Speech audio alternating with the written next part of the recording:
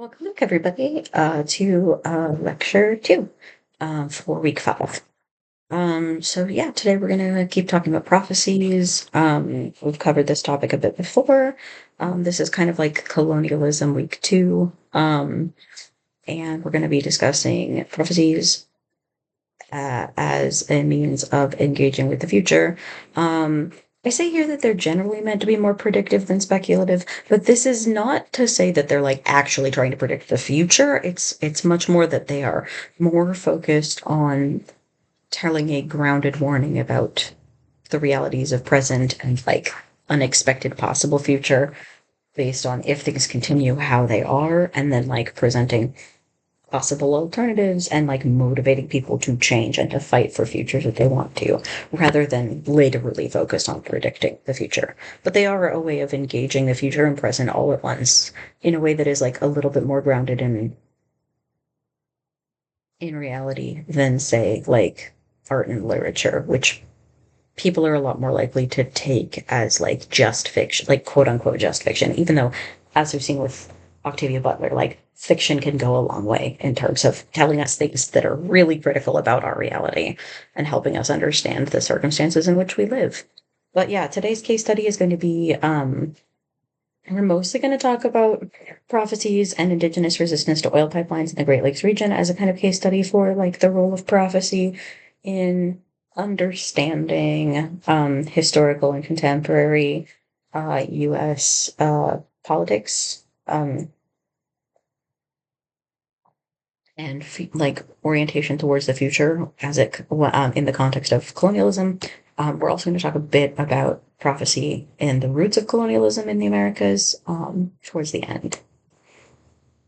We're primarily going to talk about two groups of indigenous nations, the Ojibwe, also known as the Anishinaabe, which is a bunch of different communities up north in the Great Lakes region, and then also the Ochedeshakoen, also known as the Seven Council Fires, which is a name for the Seven Lakota and Dakota nations, all as a collective. Note that the Ojibwe are also part of a like three cultural group, kind of like I think they're called the Three Council Fires. The Ojibwe, Odawa, and Potawatomi, who kind of like come from the Great Lakes, Chicagoland, like Chicago through like I say Chicago. Chicago's kind of like a central place, but the Three Council Fires land is like all over southern Canada and the northern U.S. And then the Ochedeshakoen lands are also kind of like all over southern Canada. And then anyway, this is the region that we're focusing on: southern Canada, northern U.S. And we're going to particularly be talking about the Anishinaabe and the Ochedeshakoen because that's where our authors for today come from. So let's start with Nick Estes. Here he is talking about prophecy. Prophets and prophecy do not predict the future, nor are they mystical, ahistorical occurrences. They are simply diagnoses of the times in which we live and visions of what must be done to get free. So again, it's a bit distinct from literature and art in that they are more acting as a form of like social, cultural, historical, critical analysis, diagnosing the present and talking about how the future could happen. They are shaped by history, within the future, and very much alive in the present. So but they're not like a literal prediction. So why are we talking about oil pipelines? Because they are a great example that stands at the confluence of colonialism, environmental degradation and climate crisis, energy scarcity in an industrial world, and prophecy. They are sites at which different opposing desires for the future come into conflict, and they raise a lot of similar concerns to things that we are really struggling with as a society today, like data centers. Oil pipelines are often selectively routed through indigenous communities. Over the last 15 years, we've had a bunch of examples of this. Keystone XL, Line 3, Line 4, Line 5, Dakota Access Pipeline, Sandpiper, Coastal GasLink. These are just some examples, but there's a ton of these. So both the Estes and the LaDuke readings connect indigenous resistance to pipeline construction to a broader intergenerational indigenous struggle for land back and to a long history of prophecies and their importance for galvanizing community resistance. So let's start with Nick Estes. He's a Kolbakasa scholar, writer, and organizer. This excerpt is the prologue to a book called Our History is the Future. And the book is really cool because it is on Ocherishakoan history, by which I mean it is a history of the Ocherishakoan, hundreds of years of their resistance to colonialism, of their, but also of their cosmology. There should be a space there, my bad. It's very grounded in like culture and stories and ceremonies and a worldview that is critical to like why the old Cohen resist colonialism in the way that they have historically and continue to do today.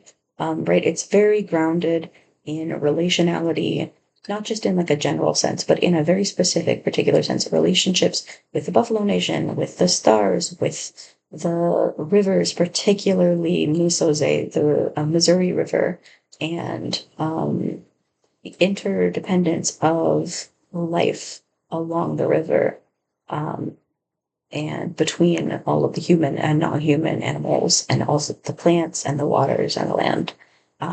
All of this is really critical to what Estes is trying to argue here, which is that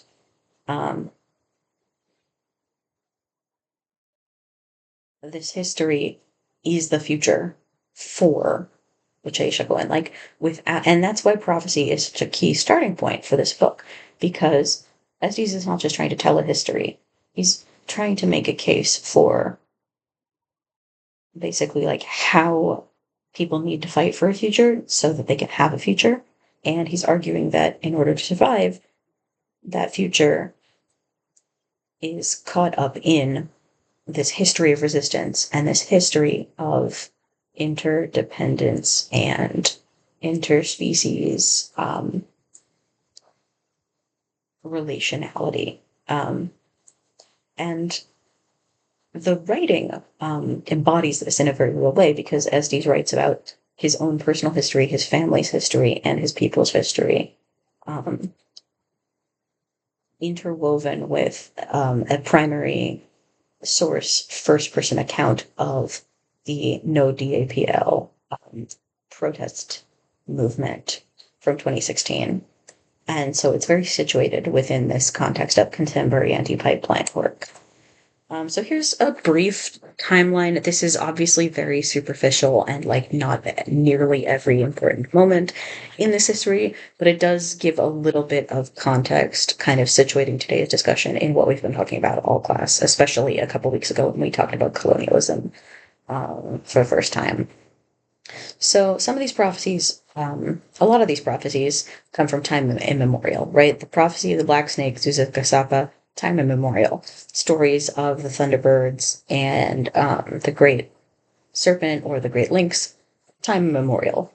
So that's kind of like our first chunk of like, this can be broken up into like some periods that are pretty significant. We've got time immemorial, the time of prophecy and story. Then we've got colonial context, late 1400s. Columbus writes his prophecy book somewhere in the 1490s to early 1500s. We're not really sure when he starts it. The letters that are in it all have dates, but not all of the notes that he compiles do. So some of those letters are coming from like as early as 1501. Probably some of the notes precede that, so that's why I say late 1490s, and it's unfinished when he dies in 1506. And then we kind of can like skip ahead a bit. We've got the early colonial period, which we're not really going to focus on for timing reasons. So then we get to the 1800s, and we get sort of the Indian Wars period, and the period of westward expansion and the closure of the frontier. So we get 1851 is the first Treaty of Fort Laramie, which is a predecessor to the more famous 1868 Treaty of Fort Laramie, which is the treaty that still holds for a legal definition of treaty lands belonging to the Ocherishakoan. And so 1851 treaty basically says, here are your lands, Lakota and Dakota people, and then here are the lands that the U.S. government wants to take. In exchange, we're going to give you the following treaty annuities. Annuities are things like food, mostly food. There's also other resources. Sometimes it's building schools or churches. Food is a big part of it, and this is because when people are displaced off of their traditional homelands, they lose access to a lot of the sources of food that they rely on. If you have a much smaller area of territory, you're going to get a lot less access to migratory animal species like buffalo or deer. So you're going to have a lot less of a chance to have like a beneficial interspecies relationship um, of, population sustenance and like hunting and using the whole animal, which is what a lot of these communities rely on. Traditionally, along with like, say, if you live at the confluence of certain rivers and you rely on the animals and plants that live in the rivers, and then you are moved off of that territory, um, people lose access to the food sources that they've been relying on for generations. Without trading annuity food, they might starve. Um, Now, for various reasons that have to do with like ongoing resistance and tensions, the US government does not always provide the treaty annuities that it promises people. In particular, in the 1860s, the US government and the forts that are supposed to deliver the treaty annuities stop doing so. And so Dakota warriors take over the forts and they kill a lot of the soldiers and they kidnap some of their families, and this leads to war. And yeah, this war is kicked off by starvation. Um, Nevertheless, and then the start and it's in response to the U.S. failing to provide food that it legally owes to the Dakota people.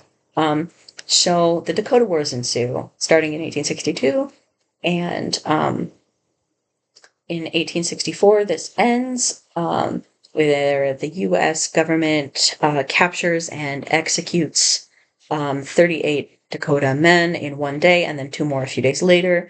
This is known as the 38 plus 2 at Mankato. This is the largest mass execution in U.S. history.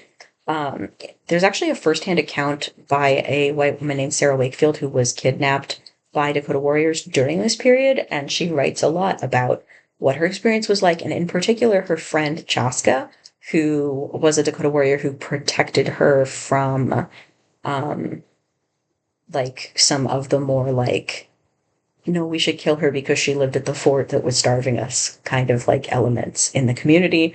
And, like, she and Chaska become really good friends. And actually, when Chaska is captured, because he ends up being one of the 38 men hanged at Mankato, in that first day of mass hangings, she actually wrote to the government asking for him to be pardoned and tried to explain that like he didn't do any of the things that you're accusing him of, but they killed him anyway, and they made a lot of like gross commentary about like her and why and him and like why she might be trying to defend him. Anyway, really interesting text if you want to read it. So after this, and this is also around this time is also when we have famous resistance fighter Crazy Horse orchestrating like a massive sort of like resistance movement against westward expansion and theft of Chacoan lands. So then, 1868, we get the more famous Treaty of Fort Laramie, which is so called because it's also signed at that same fort. Fort Laramie is a place. It's a military fort. And what this treaty says is it sort of like settles the boundaries of what is today considered treaty lands of the Chacoan. Importantly, this includes the Black Hills, Hesapa. But, so these are like protected treaty lands. The U.S. does not actually stick to enforcing this treaty, despite the fact that it is still the law of the land on paper. And so settlers start mining for gold because they find out that there's gold in the Black Hills. Indigenous people are not very okay with this because the Black Hills are sacred. As Estes writes somewhere in the book, I don't know if it's in the prologue, honestly, but somewhere in the book he writes about the Black Hills and explains that they are like the heart of creation in an Osheri framework. And so, like, this is a really sacred place that is being mined for gold illegally. So, obviously, there's massive resistance and attempts to keep the gold miners out. And the U.S. military dispatches soldiers to protect the illegal mining operations, led in part by Custer. And this is where we get the Battle of Greasy Grass, also known as Little Bighorn, in 1876. And Custer tries to protect the mines and loses and dies. Then in 1877, the U.S. government breaks the Treaty of Fort Laramie and passes something called the Black Hills Act, which is an illegal act that claims that the Black Hills are up for grabs to settlers because they are not private property. Again, this goes against a signed treaty with a foreign government, so it is an illegal act. Nevertheless, that same logic is used to enforce to justify the Dawes Act, the Dawes Severalty Act, or the Allotment Act, which we talked about a couple weeks ago, which breaks up community lands into individually held family plots of private property and gives any leftover land to settlers, as available for sale to settlers.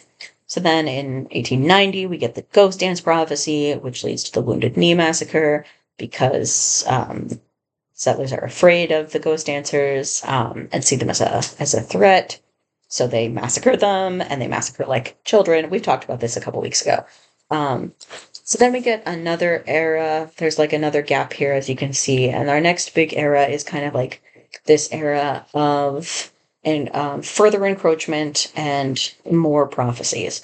So we get the construction of Rushmore, which is on a sacred peak within Haisapa. Specifically, it's one called Six Grandfathers.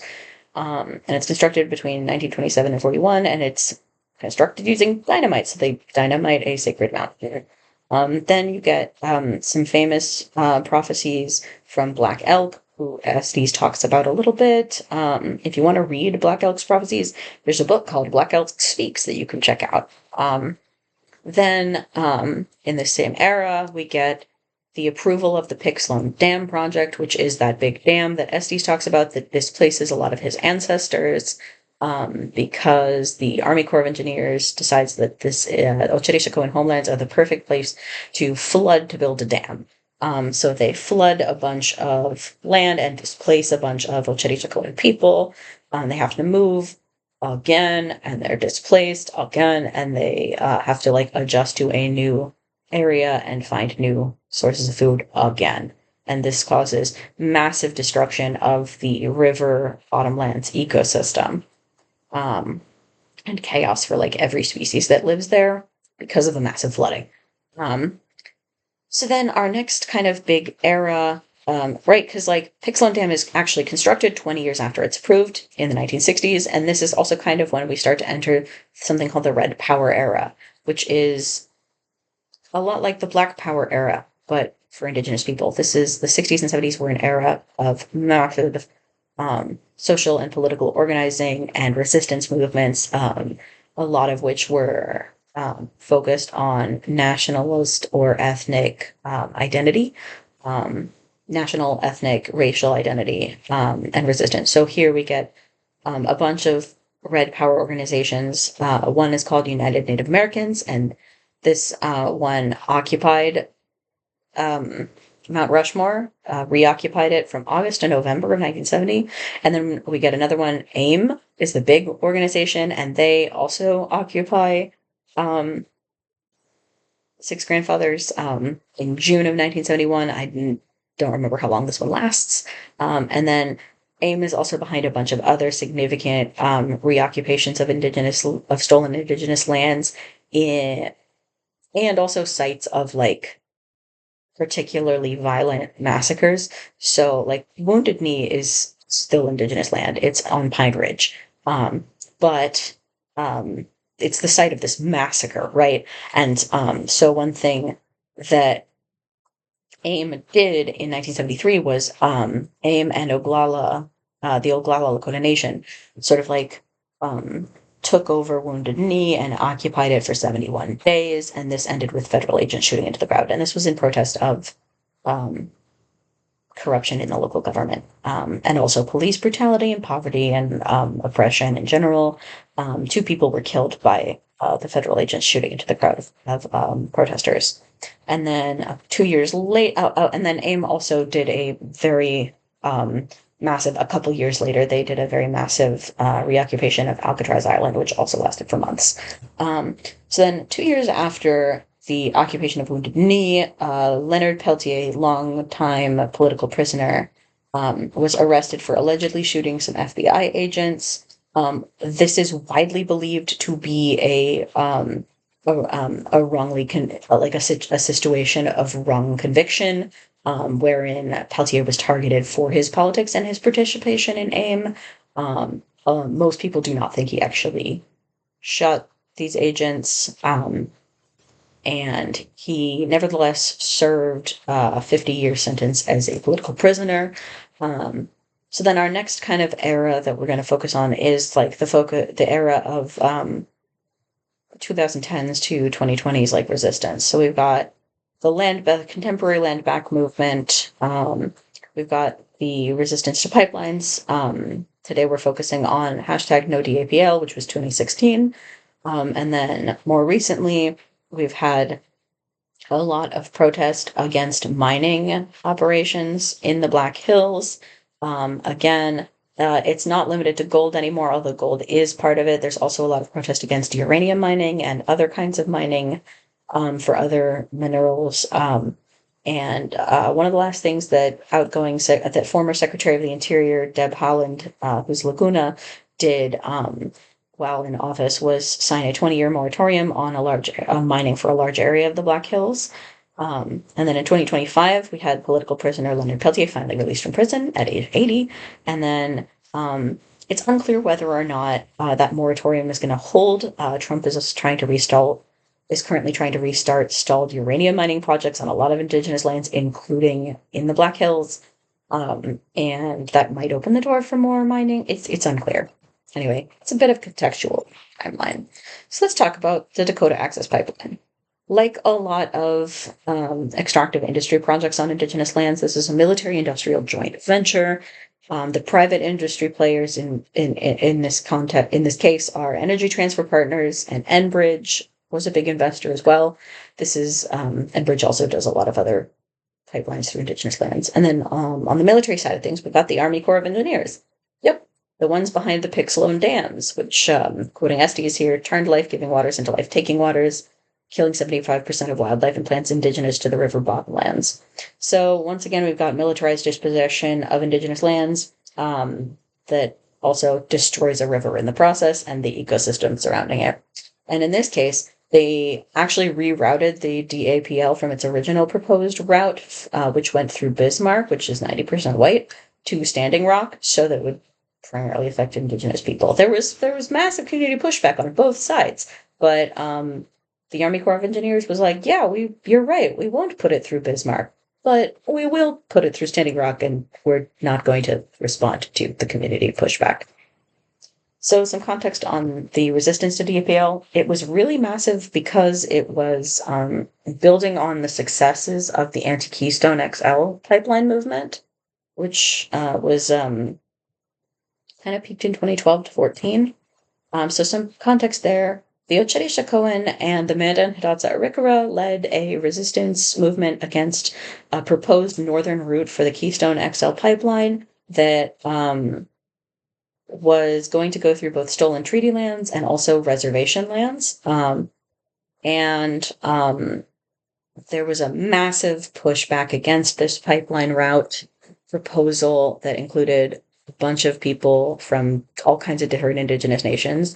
The 7 Dakota, the 7 council fires, so the Ocheri and then the Mandan Hidatsa Arikara, and then allies, including a lot of white allies from all over, and a lot of local representation from local farmers and ranchers who also didn't want a pipeline going through their lands.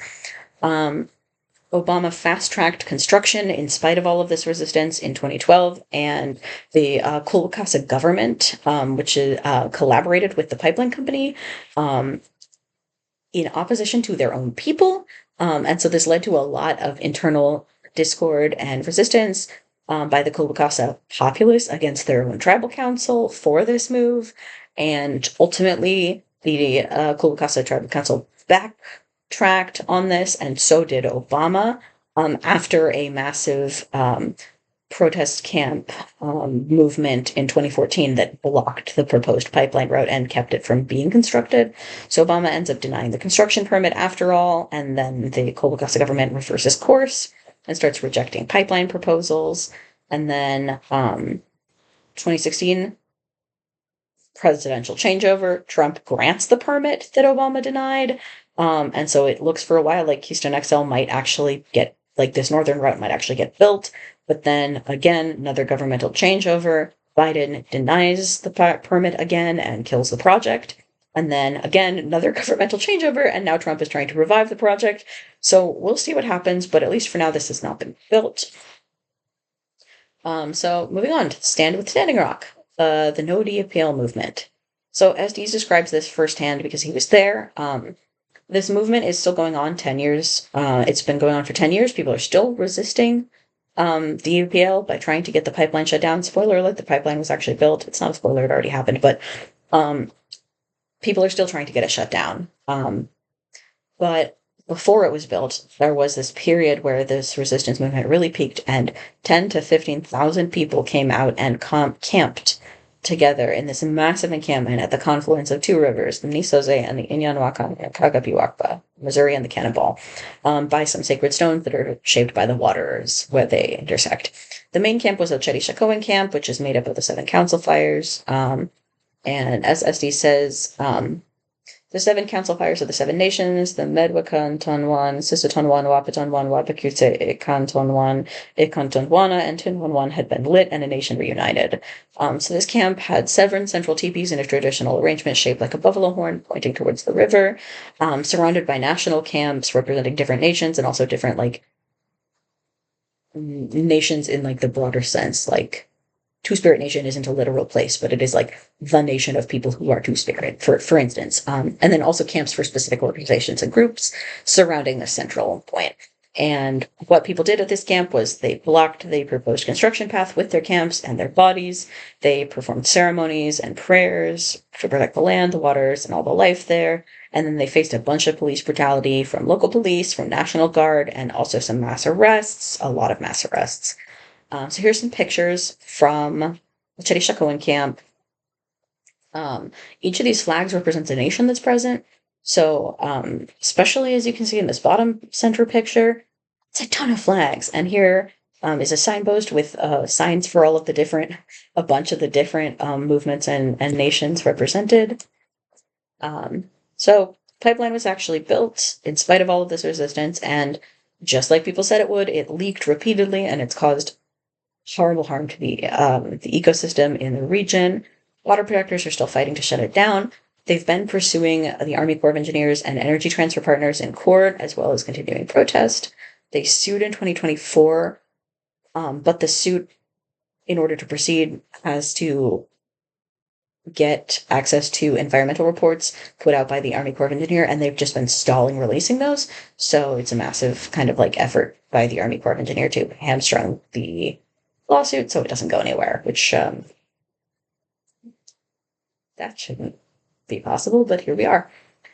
Moving on to our next reading, which is a Winona LaDuke article. LaDuke is a white Earth Ojibwe writer and organizer with a long history of ecological and feminist works. She's written a number of books, including How to Be a Water Protector. I think it's her most recent, but it's one of the relatively recent ones. And what she writes about in this article, The Thunderbirds versus the Black Snake, is a general trend of extractive industrial pipeline expansion through the lens of Anishinaabe cosmology and philosophy. So much like how Estes argues that the Black Snake prophecy is we'll get to that in a couple slides, but much like Estes argues that the Black Snake prophecy is sort of like a revolutionary social theory, as LaDuke is kind of writing a similar piece, but about the threat to balance, the threat to, Bumatsu being posed by extractive industry in Anishinaabe, which is the Great Lakes region. I'm trying my best on these pronunciations, so I apologize if I'm getting them wrong, which I'm almost certainly doing. Um, so, important context. This was written the year before No DAPL, but it's coming out of that same era of anti-pipeline protests and pipeline encroachment on indigenous lands. And also drilling and refineries and like the tar sands drilling. So it's coming out of the same era and context, but in a different indigenous nation. Um, but there's a lot of overlap in the critiques being made, and some resonance here, right? Like a fair amount of resonance. So again, LaDuke's critique comes out of the Anishinaabe concept of Mino Bimatsuin, which is the good life or balance between different species, water and land. She describes this through her picture of the ongoing interdynamic relationships between wild rice, people, lakes, maples, fish, which, as the quote she quotes from her fellow White Earth community member Michael Dahl, describes as treaty relationships. And LaDuke writes also about the details of treaty history and legal lands claims that these pipeline paths ignore, and the broader threat that these pipelines pose to not just indigenous communities whose lands they go through, but also everybody living in the region. Why is this article titled what it's titled, though? Because she doesn't really explain that much in the text. She briefly references thunderbirds and horn snakes in that first paragraph when she draws a parallel between the Anishinaabe water protectors and land defenders' work against pipelines and the thunderbirds' work protecting the world from horn snakes, but that doesn't provide a lot of context if you're not familiar with this story. So there's a bunch of different versions of this story from all over Turtle Island. This is a pretty widespread story, the idea of there being thunderbirds who are the cause of thunder and who bring thunderstorms and therefore bring water in a safe way, in a healing way, in a way that provides life, right? Because without water, without rain, you're not going to be able to grow plants and have food. So thunderbirds become like these revered protector figures that keep life safe on the land. And they're often presented in conflict with underworld beings who represent the dangerous side of water and live inside of large bodies of water like Great Lakes. There are two main versions of this, the horned serpent and the great lynx. The Anishinaabe names for these are Animikig, which is thunderers or thunderbirds, and then Michiginabig, which is Great Serpent, and Mishipiju, which is Great Lynx. These are two different Manadu or like spiritual beings with great significance and power, but they kind of like overlap a lot in terms of like the stories told about them and also in terms of their role as like powerful, threatening, dangerous water deities that rule the underland. Also, you might notice the name sounds a lot like Michigan. It's where Lake Michigan is named after because Michiganabig lives inside of Lake Michigan. So the Anabikik have become a very significant source of inspiration of residents for water defenders because of their association with defending life and water. And Thunderbird imagery is really common in water defense contexts, along with the phrase Mniukani, which is Dakota for it's Dakota or Lakota? Maybe Lakota for water is life. I think I might mean Lakota. There's a lot of linguistic similarity, but still, I think I mean Lakota there. Anyway, LaDuke's title references this conflict, but it also references the Ocheri Shakoan prophecy of Zukazeka Sapa, the black snake, which Estes mentions on page 7. So the prophecy is that the many-headed Zuzeka Sapa, this black snake, threatens to destroy life across the world, also via water, and people must band together to resist it. Estes writes that to protect Unsimaka, Grandmother Earth, indigenous and non-indigenous peoples will have to turn back the forces destroying the earth. He continues writing that for the Ocheri Shakoan, prophecies like the Black Snake are revolutionary theory, a way to help us think about our relationship with the land, other humans, and other than humans, and history and time. So, as he writes, Zuzeka Sapa is DPL and all oil pipelines trespassing through indigenous territory. And so again, LaDuke writes this before the sort of like major era of the No Deep APL movement, but still, she's writing from sort of a similar idea that Suzeka Sapa, the Black Snake, is all of these pipelines that pose a threat. And so this title brings together the story of Thunderbirds protecting against the threat posed by the Great Serpent with this resonant reading of pipelines as embodiments of the Black Snake and sites of resistance that will bring people together. So, yeah. Anyway, I'm sorry for the typos on that slide in particular, but also in general. Christopher Columbus. Let's pivot to Christopher Columbus. Abrupt pivot. Sorry for that. But I don't want this to take too much longer because I know we've already been going for kind of a while. So, Christopher Columbus, we know him, right? He came to the Americas from Spain, landed in Puerto Rico, beginning 500 years of colonization. Why did he sail westward in the first place? We all know the story. He wanted to reach India from a new route, proving that the earth is round and circumnavigable, and the crown signed off because this offered some potential economic and territorial implications, especially because he said, like, hey, guys, like, what if I find new lands? What if I discover new lands? Then maybe we could claim them. And they were like, yeah, either we get an easier route to trade spices, or we get to, claim more territory. But there was another reason beyond these scientific, economic, and imperial reasons for this journey and why Columbus really passionately fought for being the one to make this journey, right? Because he wasn't hired by the Spanish crown. He begged for the chance to do this for years. And the reason, in large part, was religion. So from the Watts reading, and why we're reading this Watts reading instead of the actual Book of Prophecies is because, did I make a slide about this? Oh, yeah, I did. We'll talk about that in a minute. So from the Watts reading, this is a big quote. He was destined to play as the Christ bearer in the unfold, and this is in his mind. He was destined for this role as Christ bearer in the unfolding of the historical events that would mark the imminent ending of the world. His discovery of a heretofore unknown land of pagans and his introduction of Christianity to that land seemed finally to fulfill the biblical prophecy of John 10:16. This verse was widely held to foretell a global conversion of peoples to whom Christianity had previously been unknown. Other sheep I have who are not of this fold. The final triumph of Christianity, there shall be one fold and one shepherd, would be accompanied by the defeat of the Antichrist. These events would augur the end of time and the advent of the last judgment.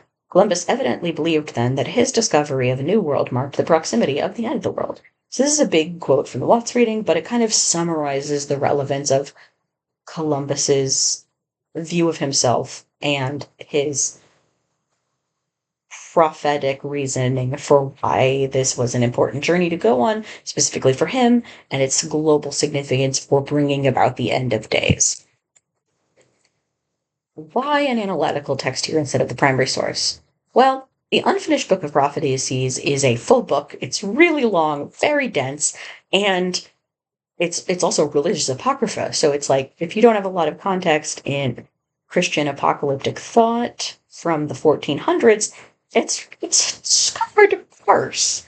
And it's especially hard to parse in context and pull out from any short excerpt of it why it's so significant for understanding the apocalyptic angle of colonization of the Americas as it was held in the mind of the colonizers. Because we've talked a lot about colonization as an apocalypse, a couple weeks ago in particular.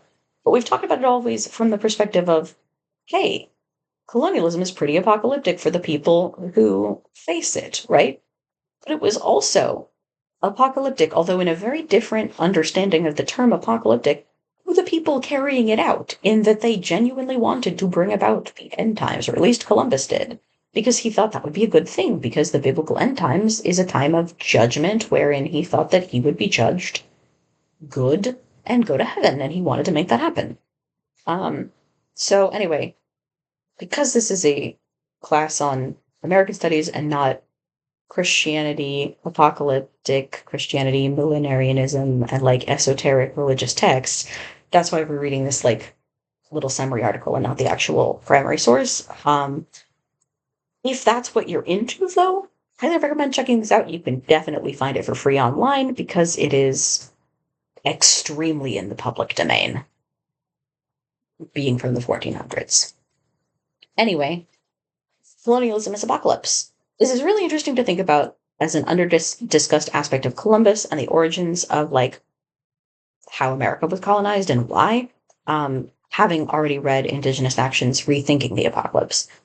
Because in the classical Christian sense, the apocalypse is very different from the apocalypse that we mean when we talk about like many worlds ending and new worlds being born out of those old worlds ending. Like, yes, that is still generally a description of the Christian apocalypse, but in the Christian apocalypse, Columbus is really thinking about the world ending a la Revelations, like the one world ending because God comes down in the second coming of Christ, fights the Antichrist and wins, and all the sinners are punished, and there's this new kingdom of heaven on earth, or earth in heaven. And this is not what happens, right? He thinks that the world is going to end like soon, and it doesn't. And instead of one world with one ending, brought about by colonialism, what we see is many worlds being ended and reborn in a constant struggle against violent erasure. But Columbus's apocalyptic ideas do shape this kind of like Christianization trend in colonial history from the early colonial days of like, right, because he was a Spanish colonizer, like the Spanish Inquisition, the forced conversion, conversion or death, where a lot of indigenous leaders were executed if they didn't convert, across Latin America. Um, and then in Canada and the U.S., we have the extremely Christian boarding school system trying to um, force convert people as a tool of control. Anyway, it's just really interesting, especially because in the readings for the last few weeks, we've had three kind of very different perspectives on what apocalypse might mean. Columbus on the one hand, and then on the other hand, much more close to each other, we've got Earthseed as an apocalyptic school of thought about change and the inevitability of endings and new beginnings, and then Indigenous Action. Anyway, just food for thought and an interesting place to end the discussion for the week. Here's some sources. Happy fifth week. Be writing. Send me your drafts, and I look forward to reading them, and I'll grade them very quickly, I promise. Okay, bye.